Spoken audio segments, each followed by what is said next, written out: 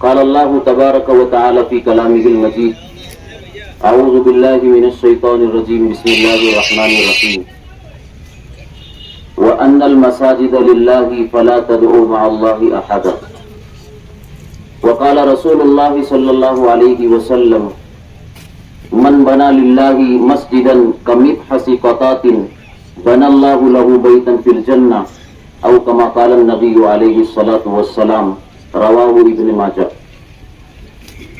آج کی اس بابرکت مجلس کے صدر ذی وقار مرحوم شیخ رشید صاحب کے برادر مکرم حاجی رفیق صاحب، اللہ تعالیٰ ان کی عمروں میں عافیت کے ساتھ برکت عطا فرمائے، اور خانوادہ شیخ رشید صاحب کے تمام ہی برادران اور ان کے فرزندان اور شہر بھر سے آئے ہوئے تمام معززین اور محترم حضرات گرامی قدر۔ وقت بہت مختصر ہے اور ہم ایک عظیم مقصد کے لیے یہاں جمع ہوئے ہیں۔ مسجد کی تعمیر کرنا یہ انبیاء علیہم الصلاۃ والسلام کی سنت رہی ہے۔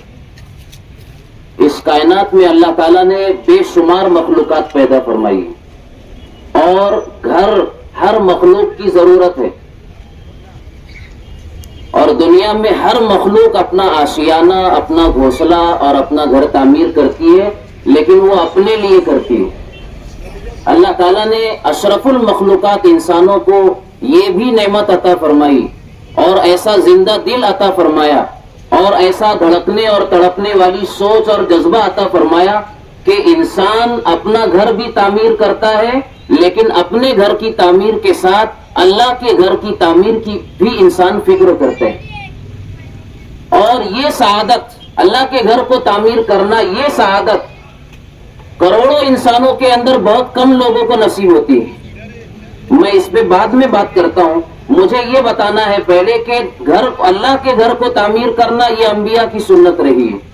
اللہ تعالیٰ نے اس روئے زمین پر سب سے پہلا مکان اور سب سے گہرا پہلا گھر جو تعمیر کروایا وہ بیت اللہ ہے، اور اس کی تعمیر اللہ تعالیٰ نے فرشتوں سے کروائی۔ فرشتوں کے بعد تعمیر کر لینے کے بعد ایک زمانہ اس پر بیت گیا، اور اس کے بعد اللہ تعالیٰ نے بیت اللہ کی تعمیر حضرت شیس علیہ السلام سے کروائی۔ پھر اس کے بعد جو ہے طوفان نوح کے اندر بیت اللہ جو ہے ختم ہو گیا، یعنی کہ وہ منہدم ہو گیا اور روئے زمین پر باقی نہ رہا۔ ایک زمانہ لمبا ایسا گزر گیا، اس کی تعمیر نہ ہو سکی۔ پھر اللہ تعالیٰ نے بیت اللہ کی تعمیر کی یہ سعادت اور اللہ کے گھر کو بنانے کی یہ بہت بڑی نیکی حضرت ابراہیم خلیل اللہ اور ان کے فرزند حضرت اسماعیل ذبیح اللہ کی قسمت میں اللہ تعالیٰ نے رکھی۔ وہ دونوں اللہ کا گھر بنا رہے تھے اور اللہ تعالیٰ سے دعا بھی کر رہے تھے کہ اللہ تعالیٰ اس کو قبول فرمائے۔ تو مسجد کی تعمیر کرنا اور اللہ کے گھر کو بنانا انبیاء علیہ الصلوۃ والسلام کی سنت رہی ہے اور ان کا طریقہ رہا ہے۔ یہ پہلا گھر تعمیر ہوا۔ نبی کریم صلی اللہ علیہ وسلم نے مکہ المکرمہ سے جب ہجرت فرمائی مدینہ المنورہ کی طرف، تو آپ نے پہلی مسجد کی تعمیر رکھی۔ مدینہ پہنچنے سے پہلے اس کو مسجد قباء کہتے ہیں۔ احادیث رسول صلی اللہ علیہ وسلم میں مسجد قباء کی ایک فضیلت بیان کی گئی ہے کہ جو 2 رکعت مسجد قباء میں اگر پڑھتا ہے اس کو مقبول حج کا ثواب اللہ تعالیٰ کی طرف سے عطا کیا جاتا ہے۔ وہ مسجد اللہ کے نبی صلی اللہ علیہ وسلم نے تعمیر فرمائی، اور وہ جگہ جہاں مسجد قباء تعمیر ہوئی ہے وہ قبیلے بنی عمرو بن عوف کے خاندان کی اور اس قبیلے کی وہ زمین تھی۔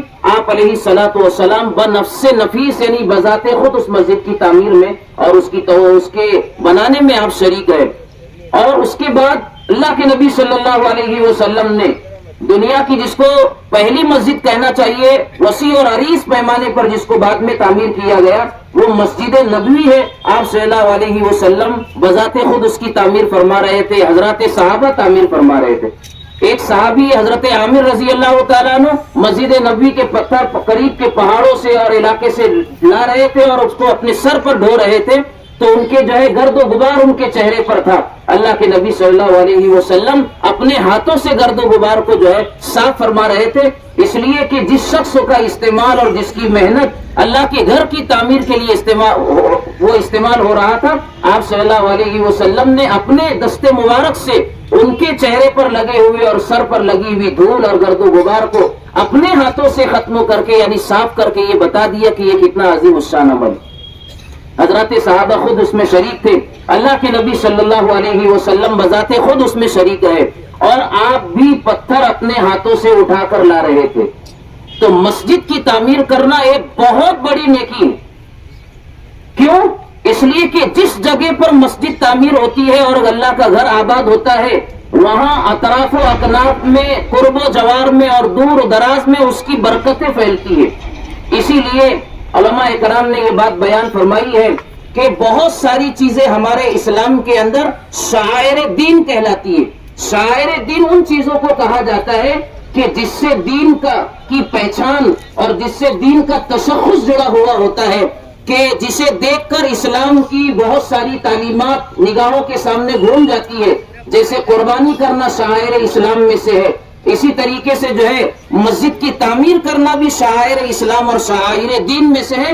ہمارے شہر کے ایک بہت بڑے عالم دین گزرے ہیں مدرسہ بیت العلوم کے شیخ الحدیث حضرت مولانا محفوظ الرحمان صاحب رحمۃ اللہ علیہ, وہ فرمایا کرتے تھے کہ اگر روئے زمین پر سے پورا دین نعوذ باللہ اگر ختم کر دیا جائے, اسلام کی جتنی چرت فرت ہے اور جتنے نقشے ہیں اگر ان کو مٹا دیا جائے, خدا نہ کرے, اور صرف روئے زمین پر اگر اللہ کے گھر باقی رہیں گے, تو مسجدوں کے نقشوں کو دیکھ کر کے, مسجدوں کے ظاہری ڈھانچوں کو دیکھ کر کے اسلام کی پوری منظر کشی کی جا سکتی ہے. یہ شعائر دین میں سے اس کی تعمیر کرنا سعادت مندوں کا کام ہے.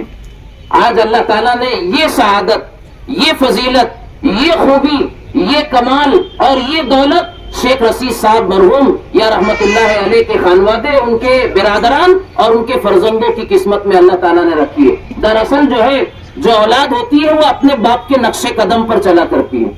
ہم نے چھوٹی عمر کے اندر اور چھوٹی زندگی کے اندر مرحوم شیخ رشید صاحب رحمت اللہ علیہ کو دیکھا.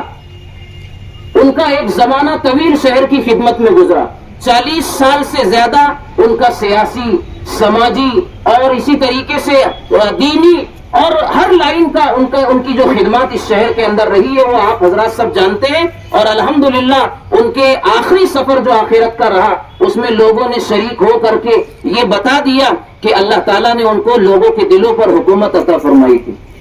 اور ان کے اندر جو خوبیاں تھی کہ جہاں انہوں نے شہر کی رفائی طور سے خدمت کی, جہاں انہوں نے سیاسی اعتبار سے شہر کو ایک اچھا رخ دینے کی کوشش کی, شہر کو ڈیولپ کرنے کے لیے اور اس کی تعمیر و ترقی کے لیے جہاں انہوں نے مختلف قسموں کے پروگرامز شہر والوں کے سامنے پیش کیے, اللہ تعالیٰ نے اندرونی طور پر ان کو دین کا جذبہ عطا فرمایا تھا. اس کی ایک مثال میں آپ کو دیتا ہوں کہ ہمارا جو محلہ مسجد ابن عباس کا, عباس نگر کا محلہ, اس کی تعمیر ہونے کو ہو رہی تھی, اور مسجد کے ذمہ داران جو ہے مرحوم شیخ رشید صاحب کے پاس گئے اور تقاضا رکھا کہ بھئی ہمیں کچھ تعاون کی ضرورت ہے. تو شیخ رشید صاحب نے کہا کہ دیکھو پیسہ تو بہت ہے, لیکن اللہ کے گھر کی تعمیر ہو رہی ہے, آپ کو پیسہ چاہیے تو پیسہ تو مسجد اللہ کے گھر کی تعمیر ہو رہی ہے تو اس میں پیسہ اللہ کے گھر کی تعمیر اس کی شایان شان ہونا چاہیے. اس لیے میں اپنی 2 پگار جو ایم ایل اے شپ کی بنیاد پر جو تنخواہ اور ان کو منتھلی جو وہ ملتا ہے پگار, وہ میں آپ کے حوالے کروں گا. اور نہ صرف وہ وعدہ کرتے تھے بلکہ جن مسجد والوں سے, مدرسے والوں سے اور کسی بھی کار خیر میں جو انہوں نے دینے کا وعدہ کیا تھا, یہ ہم نے دیکھا, کانوں سے سنا, اور مشاہدہ کرنے والوں نے یہ بات پورے تجربے کے ساتھ بتائی کہ انہوں نے کسی ایک کا بھی وعدہ خلاف نہیں کیا اور اس کو اپنی زندگی میں پورا کیا. مسجد ابن عباس والوں کو بھی انہوں نے اپنی 2 پگار حوالے فرمائی. یہ ان کا جذبہ تھا, اور دین کے تعلق سے ان کی ایک تڑپ تھی کہ بھئی جو چیز جہاں لگنا چاہیے وہاں لگنا چاہیے, جو چیز جہاں نہیں لگنا چاہیے وہاں نہیں لگنا چاہیے.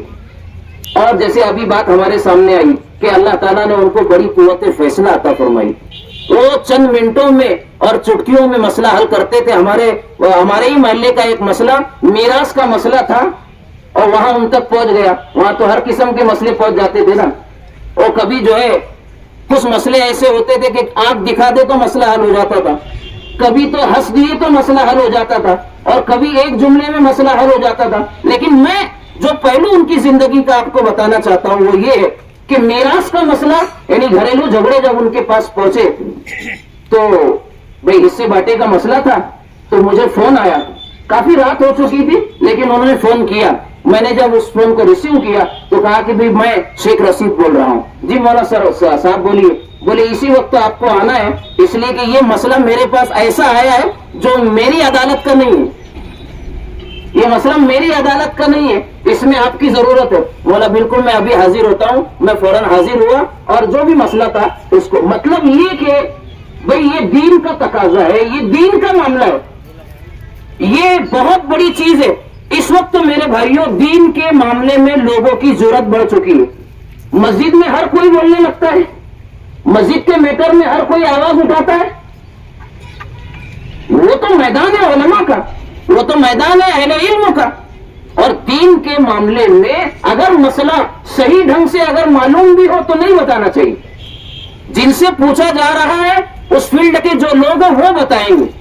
حضرت عمر رضی اللہ تعالیٰ عنہ سے جب کوئی مسئلہ دریافت کیا جاتا اور پوچھا جاتا تھا, باوجود کہ سیدنا عمر رضی اللہ تعالیٰ عنہ مدینہ المنورہ کے فقہاء صحابہ میں سے تھے, یعنی بڑے جلیل القدر مرتبے اور فقہ اور فتاوی کے امام تھے وہ. لیکن جب کوئی مسئلہ پوچھا جاتا تھا, مسئلہ دین کا ہے, تو کہہ دیتے تھے کہ عبداللہ ابن مسعود سے پوچھ لو رضی اللہ تعالیٰ. ڈر لگتا تھا کہ کہیں دانستہ یا نہ دانستہ طور پر کوئی مجھ سے چوک ہو جائے اور دین کا مسئلہ بتانے میں میں غلطی کا شکار ہو جاؤں اور اس کا خمیازہ مجھے بھگتنا پڑے. یہ فکر اور یہ احتیاط اللہ تعالیٰ نے مرحوم شیخ رشید کو عطا فرمائی. اللہ تعالیٰ کروٹ کروٹ جنت عطا فرمائے اور ان کو آسودہ خاص فرمائے اور ان کی نیکیوں کو اللہ تعالیٰ قبول فرمائے. آج ان کے نام سے اس سرزمین پر ایک مسجد تعمیر ہونا ہے جس کا بیڑا خانوادہ شیخ رشید اور ان کے تمام برادران اور فرزندوں نے اٹھایا ہے. اس میں آپ لوگوں کی بھی شرکت ہو سکتی ہے آپ اگر چاہے تو. دیکھو یہ اولاد کی سعادت مندی کی بات ہے کہ ان کے دینی مشن کو بھی آگے بڑھانا ہے, ان کے سماجی مشن کو بھی آگے بڑھانا ہے.